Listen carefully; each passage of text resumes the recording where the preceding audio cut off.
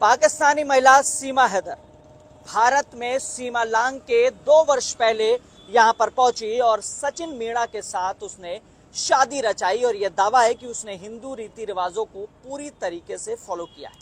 Pahalgam attack के बाद से लगातार सीमा हैदर को लेकर सवाल उठ रहे हैं।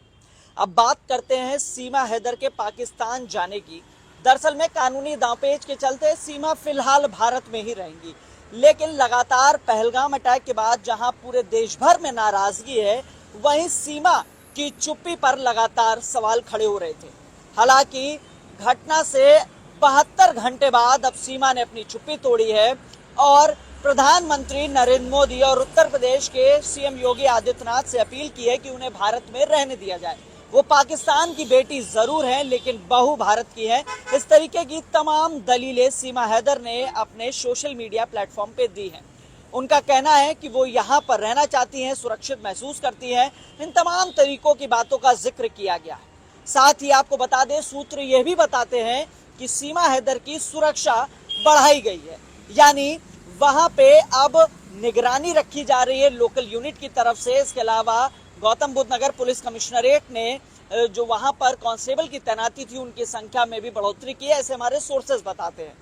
फिलहाल जिस तरीके से लगातार सीमा हैदर को 48 घंटे में वापस भेजने का सवाल था, यह तो जरूर स्पष्ट हो गया है कि वो अब या अभी फिलहाल कुछ समय के लिए पाकिस्तान नहीं जा रही या सीमा पार नहीं जाएंगी। आपको बता दें, जो एपी सिंह है, सीमा हैदर के वकील हैं, उन्होंने भी शुरुआती तौर में एक स्टेटमेंट जारी किया था और उसमें कहा था कि सीमा हैदर ने उन्हें दुख बताया, उन्हें पीड़ा हुई है पहलगाम अटैक के बाद से, और साथ ही उन्होंने यह भी कहा है कि ऐसे में एक सख्त और बड़ी कार्रवाई होनी चाहिए।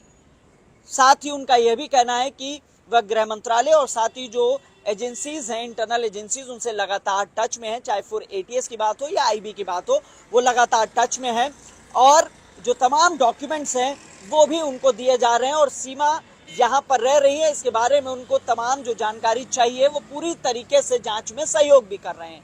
रबुपुरे थाने में मुकदमा लिखा गया था साल 2023 के 7वें महीने में और उसके बाद से ये जांच अभी जारी है। जो एजेंसीज हैं उनकी तरफ से पासपोर्ट वेरिफिकेशन और तमाम जो डॉक्यूमेंट्स उस वक्त सीमा से बरामद हुए थे, उसकी रिपोर्ट आने के बाद चार्जशीट दाखिल की जाएगी। फिर कोर्ट में इसका ट्रायल शुरू होगा। ट्रायल होने के बाद या तो सजा होगी या वो दोषमुक्त होती है, यानी दोनों ही केसेस में आपको बता दें कि उसके बाद यानी ट्रायल और सजा के बाद या सजा नहीं होती, दोषमुक्त होती है, तो सीमा को पाकिस्तान तो जरूर जाना पड़ेगा।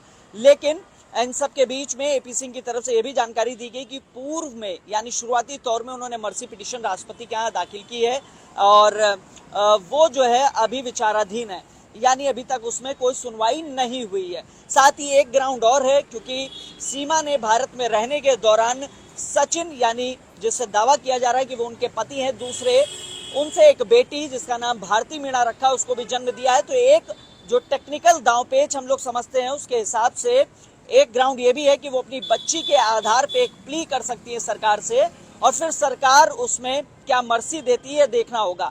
लेकिन फिलहाल अभी सीमा नहीं जा रही है, लेकिन इसी सब के बीच में सीमा ने पहलगाम को लेकर अपनी चुप्पी तोड़ी है और साथ ही अपील की है कि उन्हें भारत में रहने दिया जाए। कैमरामैन योगेंद्र के साथ हिमांशु शुक्ला, न्यूज़ 18, ग्रेटर नोएडा।